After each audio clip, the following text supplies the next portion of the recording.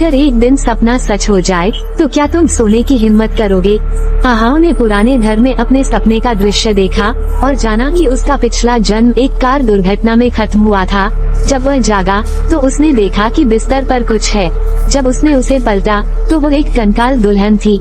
आहाओ पीछे हट गया और देखा कि मेज पर एक धूल भरा फोटो फ्रेम है।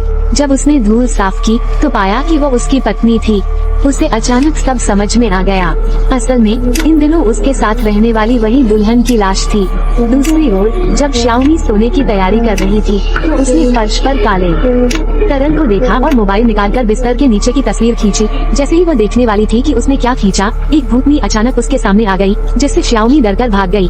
जब श्याओमी कोने में फंस गई तो भूतनी अचानक रुक गई। इस समय श्याओमी को अपनी माँ की बात याद आई कि जो भी भूत धरती पर रहता है उसके पास अधूरी इच्छाएं होती हैं। श्याओमी ने हिम्मत जुटाई और आगे बढ़ी।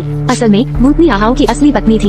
एक दिन महिला ने देखा कि आहाओ हवा से बात कर रहा है। जब वो पूछने वाली थी तभी फोन आया। फोन खत्म करने के बाद आहाओ ने अचानक महिला का गला दबा दिया। जब महिला मरने वाली थी उसने देखा कि भूतनी छिपकर आहाओ को नियंत्रित कर रही थी। महिला के मरने के बाद आहाओ ने उसे बाथरूम में फेंक दिया। श्याओमी ने महिला की जानकारी का उपयोग करके आहाओ के घर पहुंची। बाथरूम में जाकर उसने एक काली लाश देखी। इस समय आहाओ का दोस्त भी वहां पहुंचा। दोनों ने एक दूसरे को देखा और सब कुछ समझाया। फिर दोनों ने कार में बैठकर पुराने घर की ओर आहाओ को खोजने के लिए रवाना हुए। उन्होंने आहाओ की कार को सड़क के किनारे देखा और तुरंत अंदर गए।